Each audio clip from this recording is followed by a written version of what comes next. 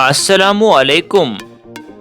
Hindi international channel में आपको सईद फिरदौस अहमद की ओर से हार्दिक स्वागत। दोस्तों, कश्मीर दरअसल सूफियों का मस्कन है, इसीलिए इसे कश्मीरी में पीरवर कहा जाता है। कश्मीर में इस्लाम का पैगाम दरअसल इन्हीं अवलियाओं के दौरा परवान चढ़ा। लिहाजा इसी ज़िमन में लिए चलते हैं हम आपको एक अद्भुत तीर्थ स्थान पे, जिसकी कि आपने कभी कल्पना भी नहीं की होगी। जी हाँ, एशपोरा से कोई 10 किलोमीटर की दूरी पे रेंगपत गांव के बीचों बीच गुजरती सड़क से डोगर गांव के बीच में से घने जंगलात के दामन तले एक अत्यंत सुंदर तीर्थ स्थल है,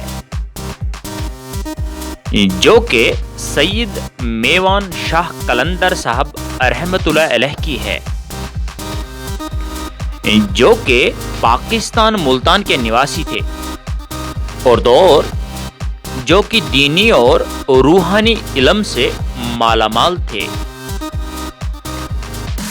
उनका रूहानी कमाल पाकिस्तान में ही जलवा अफरोज हुआ।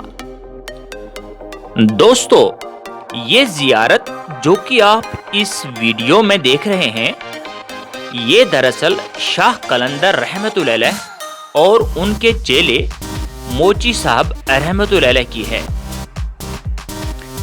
इतिहासकारों के अनुसार एक दिन ख्वाब में सईद साहब को एक बुजुर्ग कश्मीर जाने की ताकीद फरमाता है, तो यकायक मेवान साहब कश्मीर की ओर चल दिए।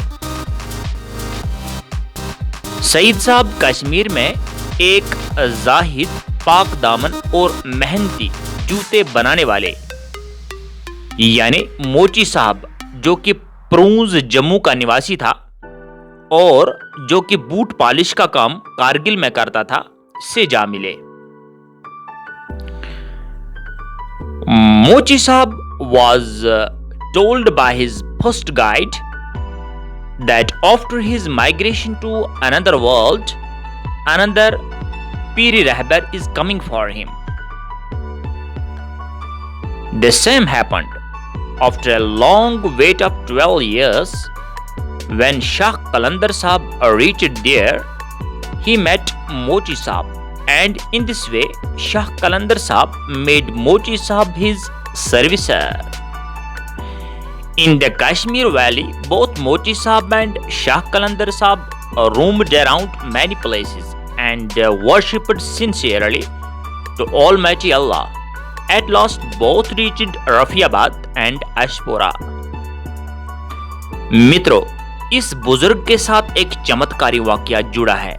जी हाँ, 30 वर्षों के बाद सईद कलंदर साहब को ख्वाब में इस दारिफानी से रिहलत करने का संदेश आता है, तो इन्होंने बहुत सी महिलाओं को बुलाया, परंतु 125 साल की उम्र रसीदा नेक महिला से इन्होंने दूध मांगा। कहा जाता है कि चंद एक घूंट पी के सईद साहब अल्लाह के प्यारे हो गए, लेकिन अपने देहांत से पहले इस बुढ़िया को तबरुकन एक वूल बाल सौंपी। ये वाकया एशपोरा में पेश आता है। आस पड़ोस के लोग इसकी आखिरी रसूमात को लेकर आपस में भिड़ पड़े कि सईद साहब को वे अपने अपने गांव में लेकर अंतिम संस्कार करें। तो इस पर मोची साहब ये कह बैठे कि ये धरती उनके भाग्य में नहीं लिखी है। लोग बुजिद थे। मोची साहब ने फैसला इन्हीं बुजुर्ग पर रख दिया। इतिहासकारों के अनुसार एक चमत्कार हुआ कि नाश कॉफिन समेत हवा में उड़ गई और ये पवित्र पार्थिव शरीर एक गांव जिसका कि नाम कितरदजी है में जा बैठा, परंतु वहां से यकायक गांव दालरी रफियाबाद में जा पहुंचा और ताबूत काबारू जी हाँ, ताबूत काबरो खुद ब खुद जा बैठा तो जन सैलाब दौड़ते दौड़ते जिनाजे के लिए दालरी जगह पे जमा हो गए और जिनाजे में शरीक हो गए।